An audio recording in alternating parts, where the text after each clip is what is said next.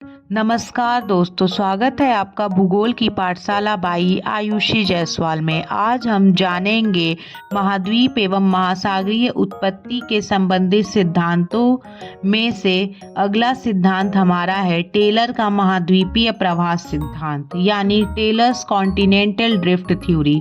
इसके पहले के वीडियो में हमने पढ़ा था चतुष्फलकीय परिकल्पना को, तो इस वीडियो में हम जानेंगे टेलर का महाद्वीपीय प्रवास सिद्धांत क्या कहता है कि कैसे हमारे महाद्वीप और महासागरीय नित्तलों की उत्पत्ति हुई। तो चलिए शुरू करते हैं टेलर के महाद्वीपीय प्रवास सिद्धांत को। साल 1910 में अमेरिकी भूगोलवेत्ता फ्रैंक बी टेलर ने महाद्वीपों के विस्थापन से संबंधित एक सिद्धांत प्रस्तुत किया, जिसे महाद्वीपीय प्रवास सिद्धांत कहा जाता है।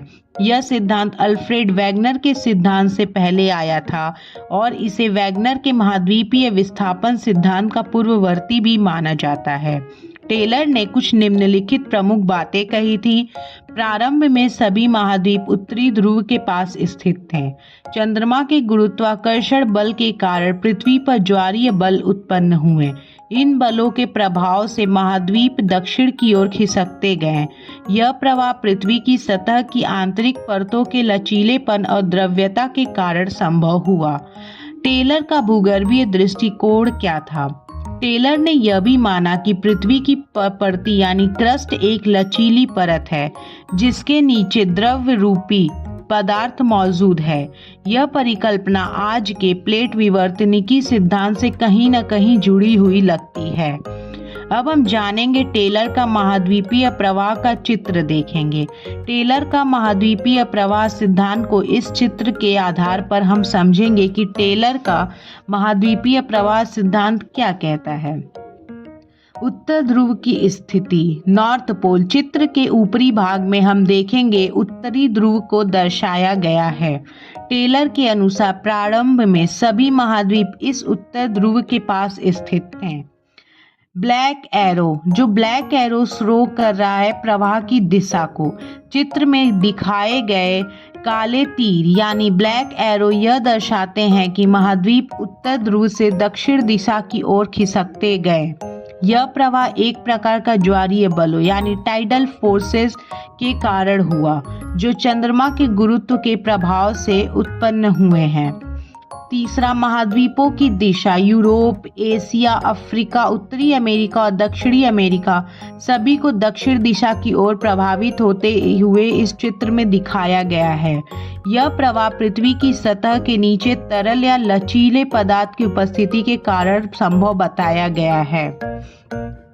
तो दोस्तों, इस फिगर के बेसिस पे हम जान चुके होंगे कि टेलर का महाद्वीपीय प्रवाह सिद्धांत क्या है। अब हम जानेंगे कुछ एविडेंस। टेलर ने अपने सिद्धांत को समर्थन देने के लिए कुछ भौगोलिक साक्ष्य भी प्रस्तुत किए थे, जैसे पर्वत श्रृंखलाओं का दिशा में झुकाव, उत्तरी अमेरिका और यूरोप के तटीय क्षेत्रों की समानता, हिमनदों के निशान और उनका प्रवाह दिशा, भूकंपीय गतिविधियों की प्रकृति। इन सभी साक्ष्यों के आधार पर टेलर ने अपने सिद्धांत का समर्थन किया। अब हम जानेंगे टेलर के सिद्धांत की आलोचनाएं क्या क्या थीं। टेलर के सिद्धांत की कई आलोचनाएं की गईं, जिनमें मुख्य है चंद्रमा के गुरुत्वाकर्षण को इतना शक्तिशाली नहीं माना जा सकता कि वह महाद्वीपों को खिसका सके। टेलर ने प्लेटों की परस्पर क्रिया जैसे सम्मिलन या विषरण का उल्लेख नहीं किया। उसके सिद्धांत में समुद्र तल की संरचना की कोई चर्चा नहीं की गई है। आधुनिक विज्ञान के अनुसार प्लेट विवर्तनिकी सिद्धांत कहीं अधिक वैज्ञानिक और प्रामाणिक है। आगे के वीडियो में हम पढ़ेंगे प्लेट विवर्तनिकी सिद्धांत को। हालांकि टेलर का सिद्धांत आज के वैज्ञानिक दृष्टिकोण से पूरी तरह सही नहीं माना जाता, लेकिन यह भूगर्भ विज्ञान में एक महत्वपूर्ण प्रयास था। उसने महाद्वीपों की गतिशीलता की अवधारणा को जन्म दिया, जिसे बाद में वैगनर और अन्य वैज्ञानिकों ने विकसित किया। तो दोस्तों, यह था टेलर का महाद्वीपीय प्रवाह सिद्धांत का पूरा विवरण। उम्मीद है कि आपको वीडियो पसंद आया होगा। अगर हाँ, तो लाइक और सब्सक्राइब जरूर करें और कमेंट भी कीजिए। तो दोस्तों आज के लिए बस इतना ही। अब हम मिलते हैं अगले वीडियो में नए सिद्धांत के साथ। ये अगला सिद्धांत होने वाला है प्लेट विवर्तनिकी का सिद्धांत को हम आगे के वीडियो में पढ़ेंगे। आज के लिए बस इतना ही। धन्यवाद।